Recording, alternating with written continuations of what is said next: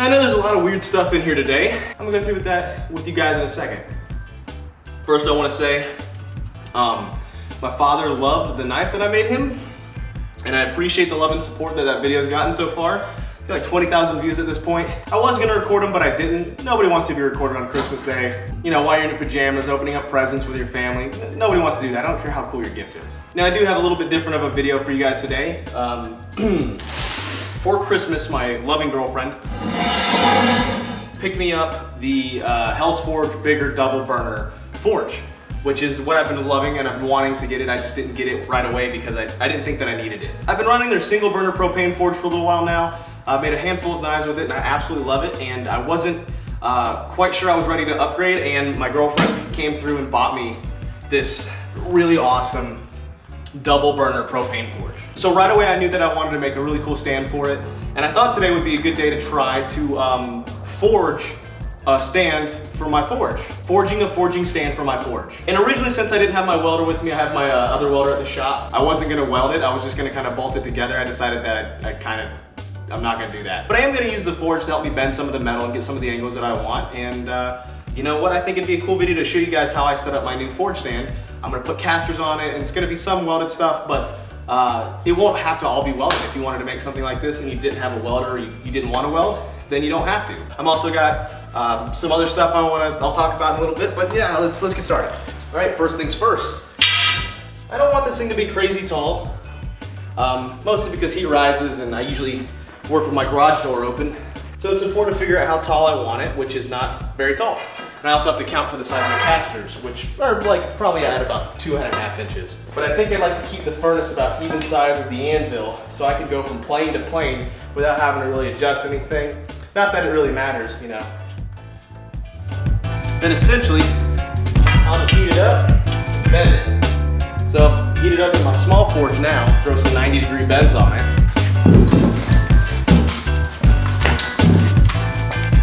I realize that I could easily just cut this and weld this in probably a third of the time, but it's not as fun that way.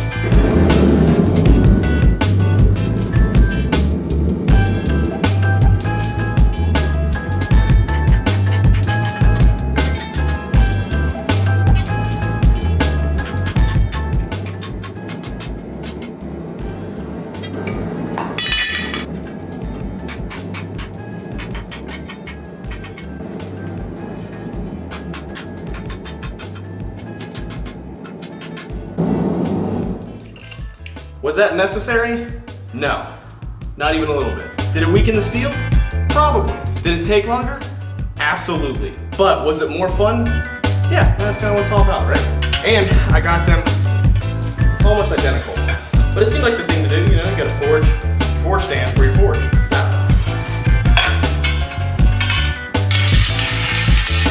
I don't know why I thought there were already holes drilled, because there's not.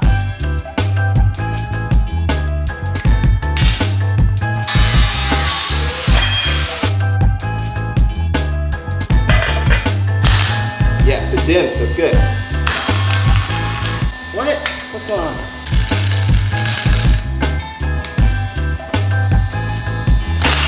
I don't know what's going on. All right, y'all, I'm not an idiot, I swear. It just took me way too long. This machine will do both MIG and Flux Core, or, you know, Flux Core from the MIG machine, whatever you want to call it. But I think I had the same issue when I set this exact same machine up. Not this exact one, but the exact model at my shop, and forgot that I had to switch the polarities of your plus and minus, because if you're doing Flux Core, it's different. Your ground is on your negative. I forgot all about this. I'm such a dummy. But I'm like sitting there and I'm like, all right, listen, like I know I'm not the best welder in the world, but I'm not this shit. What is going on? You know, I've built motorcycle frames. I wouldn't call myself a professional fabricator by any sense of the word, but I know how to weld, you know? I just forgot about this step because I hate running machines that do both. Also, I didn't set this machine up initially, just to point that out there. The guy I bought it from set it up, and he had it for flux, I guess. And if you don't know what Flux Core is basically if you're setting your machine up to run without gas. That should make a world of difference. Look at this and all the horror that it is of me literally making no penetration. I mean, look at, that's awful. I was like, what is going on? So, if I'm right, and I never am, this should go way easier this time. Oh God, that's beautiful baking. That's more like it. Cue the music. Dimes, baby. Well, I mean, you know, I'm a little sideways on it, but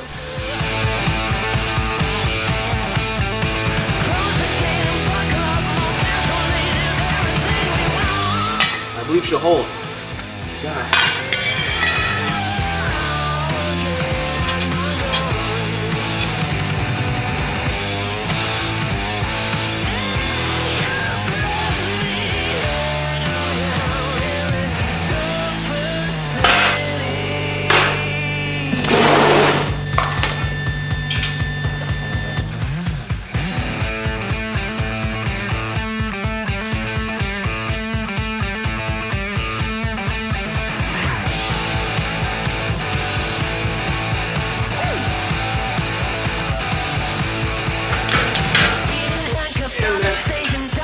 Don't even need to, but I'm good anyway.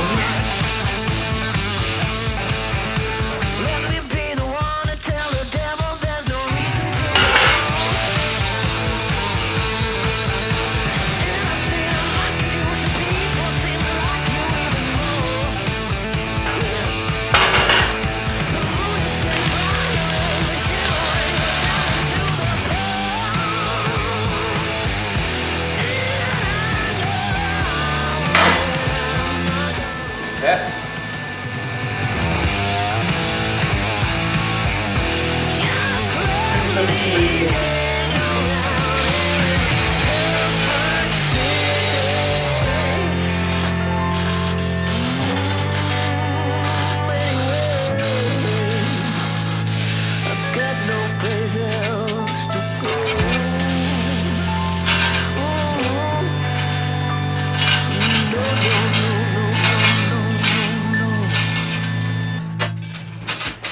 Build some sort of holder, I think, for my fire brick. So the fire brick like so. That's it inside there. You can have a really nice insulated forge. I can just slide them away when I kind of need them to, and then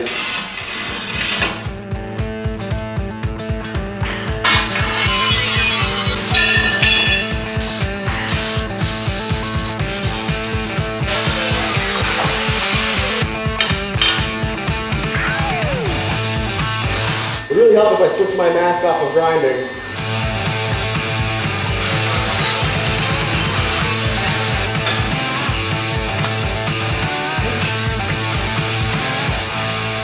I'm hoping that I can just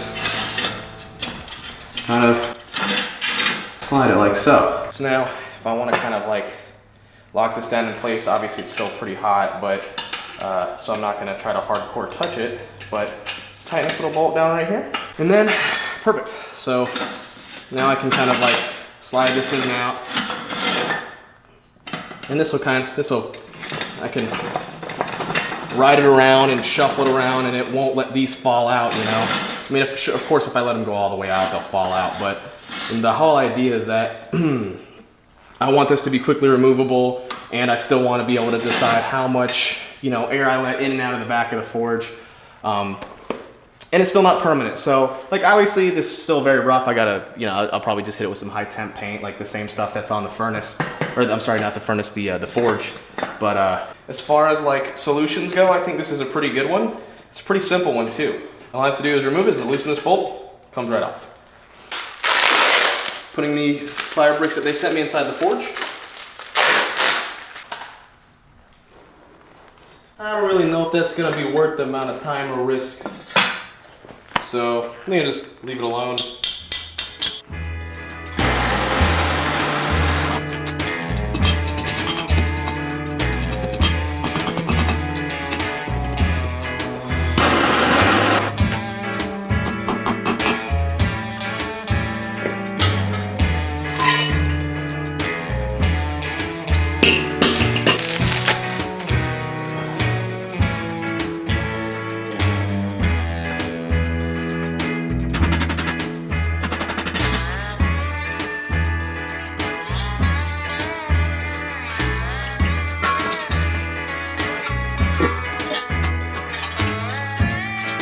there we go.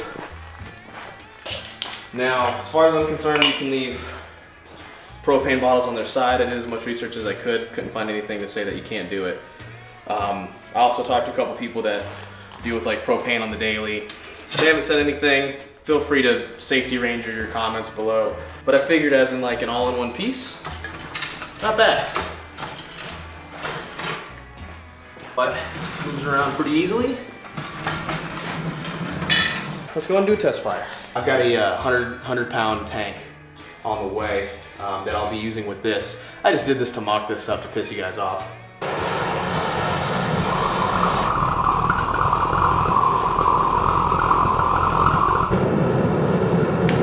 Oh yeah, I think this propane tank's out. That's right. Hopefully I have another.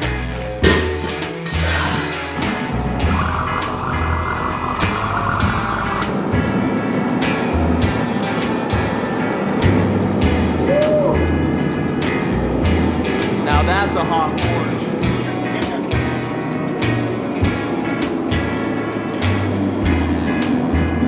Wow-wee.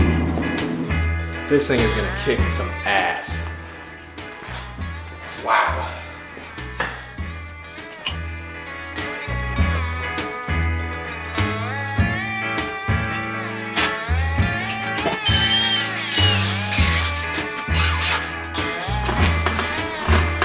There she goes, nice and mounted. Dunzo. Ha-ha.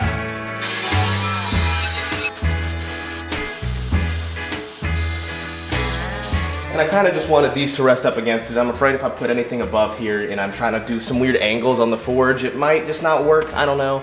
I can't think of any scenario where I will, but I guarantee you with what I'm about to test this with, it'll probably get super funky with angles and whatnot, trying to get things in the forge. So I guess it's better to have more play with these.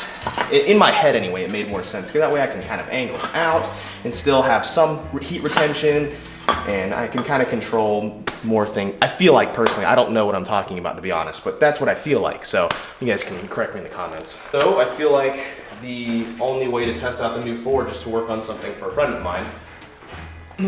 Y'all love the hatchet wrench that I made, and this is gonna be another thing that's not for sale. I'd like to make more of them just because they're not easy. They're laborious more so than a knife, just because the material is so thick. But I think I can make a couple of them and sell them for you guys because a lot of people really wanted the Husky one.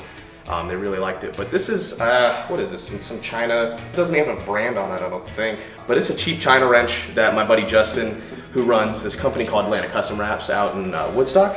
And this is gonna be his Christmas present, which is already super late.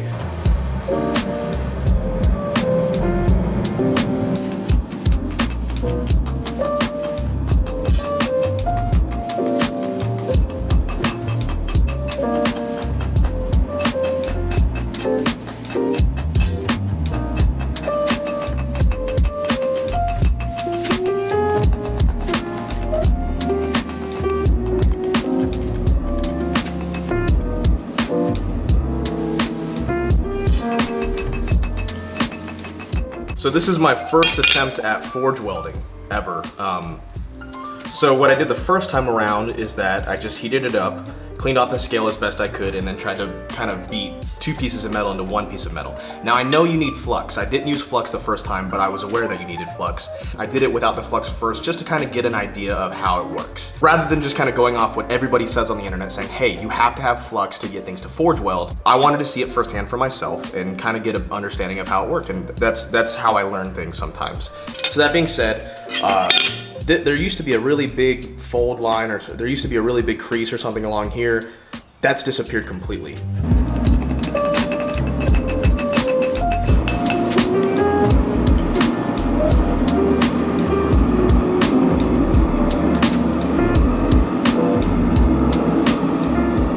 Alright, I really messed this thing up. I need to do some more research or practice more before I start trying to make things. So I'm giving up on the fact that this is a tomahawk, but I have another idea, so I'm just going to cut the head off this and work on that.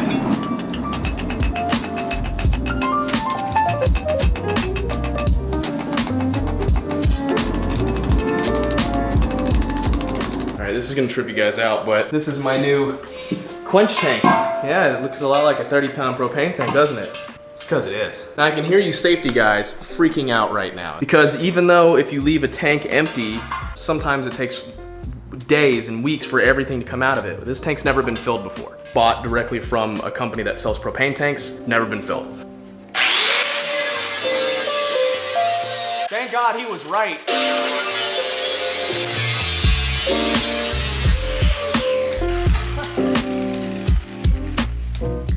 Not bad for by eye, I suppose, huh?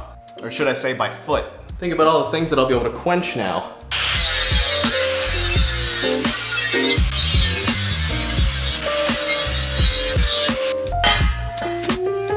Put all these on real quick. Boom, bazinga. Now if I need to carry this anywhere, I just carry it, you know? It's easily the laziest thing I've ever done. Good old fresh, crisp canola oil.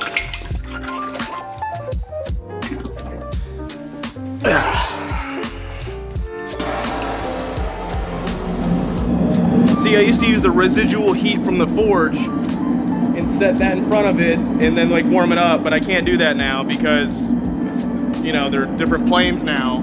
So I'm just using MAB gas to warm it up.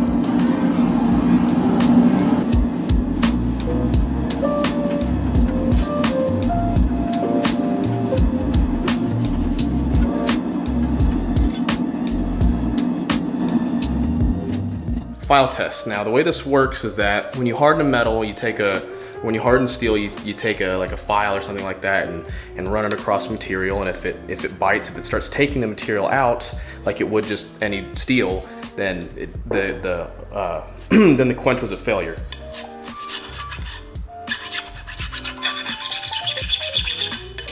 It doesn't touch the metal afterwards. It doesn't bite. Perfect. Nice and hardened. So yeah, this is what I ended up going with since the hatchet or the tomahawk is such a fail that I decided to go with something like this. And quite frankly, I like this a lot. It's something completely different. I'm gonna do a wood handle for this. Yeah, feels good. Feels really good. And that this whole this acts as a really good stopper, you know, so you can really grab onto it. So yeah, so now you guys have seen my new quenching setup and my new forging setup. I'll upload the finished product of this in a different video, like a little mini video. So when that's done, you can check this out. But the forge setup, man, and that it's kind of convenient. You know, it's portable, so I can roll it around my garage. You know, I can keep it away from my motorcycles if I need to. I like the fact that it's not permanent. Yeah, so I hope you guys enjoyed it. I want to say thank you to my wonderful girlfriend for giving me the Hell's Forge 2-burner. It's a good upgrade from the single burner, and I've got nothing but nice things to say about these forges. So if anybody from Hell's Forge is watching this, appreciate you. I still have a couple more things I need to do to it. I need to take it all back down apart and paint it, but there's no point in watching that. It's boring. You'll see it in the next video. And I just want to say a quick thank you to you guys for being super supportive. I know I just started this channel as of really late this year, I think November. Yeah, I think November is when I started the channel. I'm already at almost 20,000 subs. Just a wonderful way to send off 2018. I really appreciate it. In 2019, I want to do more of this. I want to get a lot better. I want to put a lot more time into it. As you guys know, this isn't my full-time shtick. So doing this is a privilege for me. And I want to say thank you guys for the support for 2018. And in 2019, I want to ramp this stuff up. And here, I'll tuck it away for you guys. Yeah, I know my garage is really messy. Then you just move it all over. Look at that. Look how easy that is.